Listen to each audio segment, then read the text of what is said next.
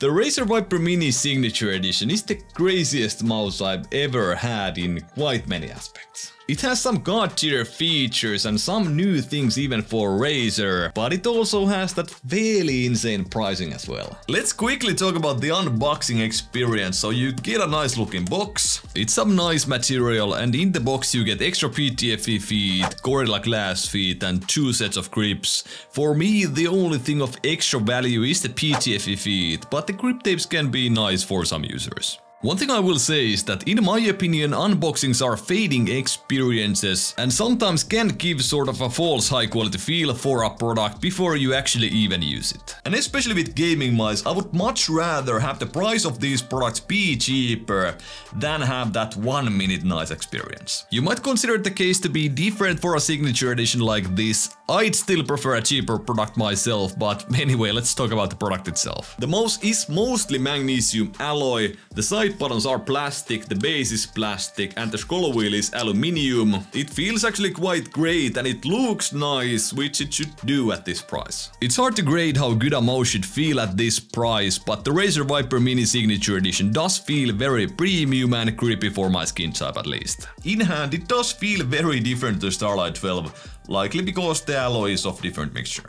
I like how these Final Mouse 10's Pros feel in hand because the finish is quite grippy for me and it almost feels glossy. But the Viper Mini Signature Edition has more of a matte finish and it's more grippy and more premium feeling for me than even the 10's Pro Edition is. There are also no holes on the sides of the mouse, which also improves the experience for me.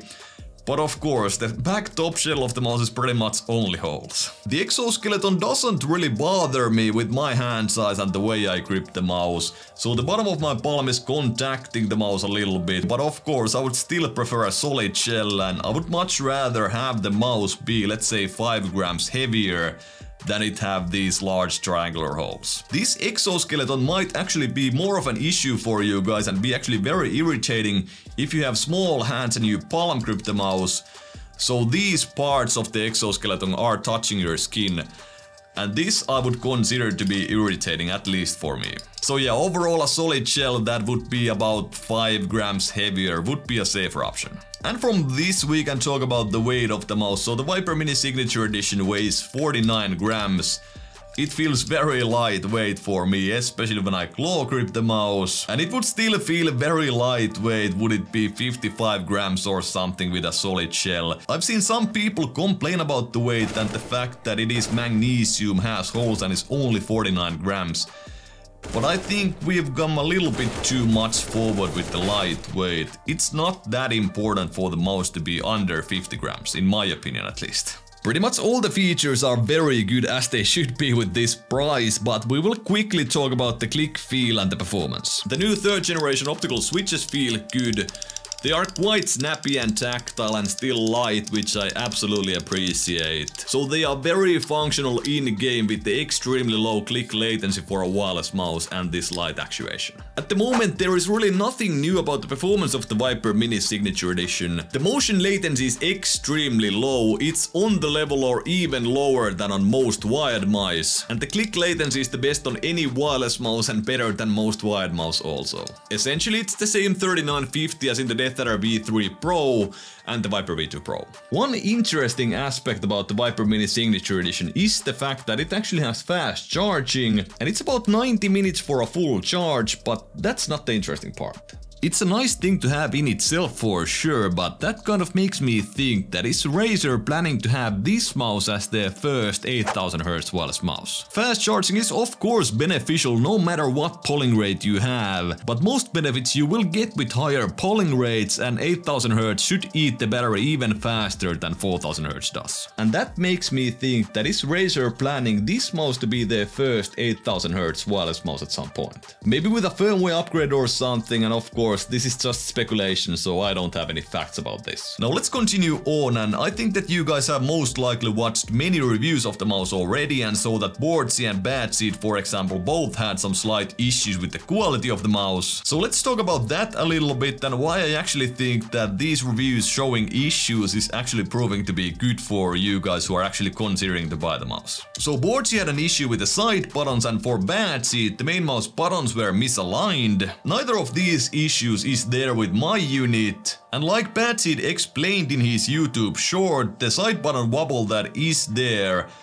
even on my unit, happens with pretty much all the mice that I have here. This is only an issue for me, or actually this isn't an issue for me in any case, but this could only be an issue for you if you actually grip the mouse so that you hold your finger on the side button and not on the side shell. So I don't think this, or the extent that this issue exists on my unit or Badseed's units, is an issue. But the reason why I think that the side button issue and the button misalignment issue being found from review units is a good thing, because now that we know that these can exist, these can be inspected from the production units. Or more so on the units that actually get to you guys who buy the mouse. Razer Wright, who works for Razer, actually responded on mouse review that all units that go to customers will go through a full inspection. And it would be quite a PR nightmare if consumers were to get units with these issues.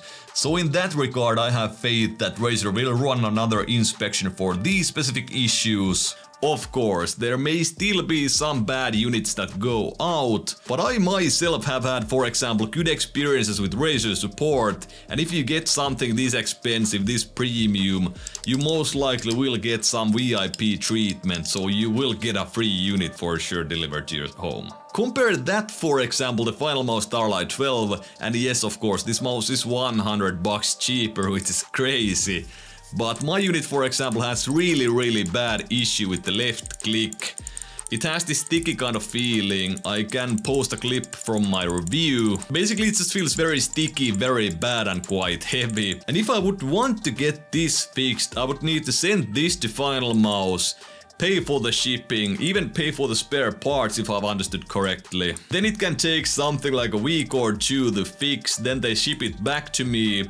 As I'm European, I have to pay customs fees for the shipping and the work that they've done, so the ones gets even more expensive for me. And even if you actually get a perfect unit of the Starlight 12, the cost for Europeans, at least for us Finnish people, it's about 230 euros.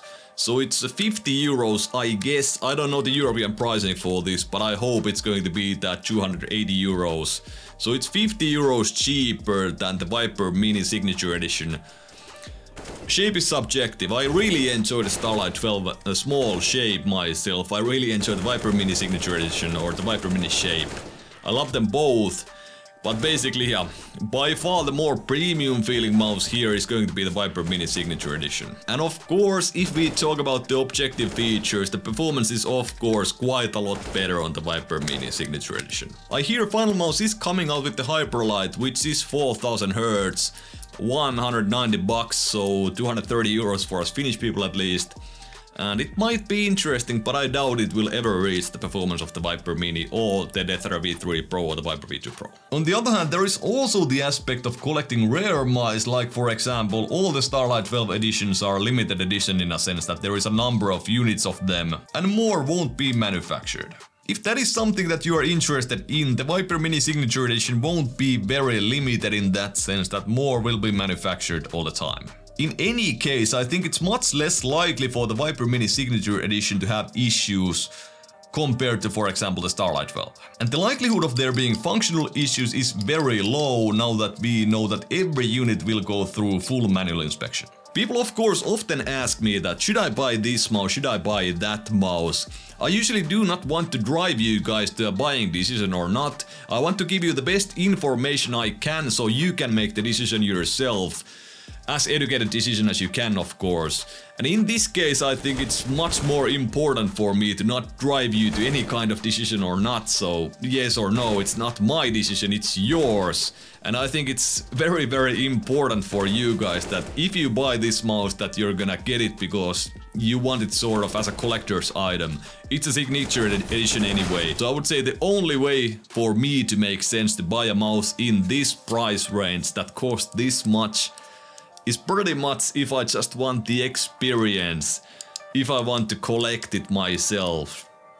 That's basically it. Don't worry about the performance or the shape. If you want the same performance, you can get the Deathera V3 Pro or the Viper V2 Pro for about 165 bucks. Or you can get nearly the same performance with the G-Plus 4K mice. These have their own issues, but performance is not one of them. And if you want the shape, you can just get the Viper Mini for 30 bucks. All in all, the Razer Viper Mini is very close to being a perfect mouse, but there is nothing to make me feel that the price matches the feel or the functionality of the Razer Viper Mini Signature Edition. Thank you so much for watching. If you enjoy my videos, don't forget to hit that subscribe button. Have a great day and see you in the next one.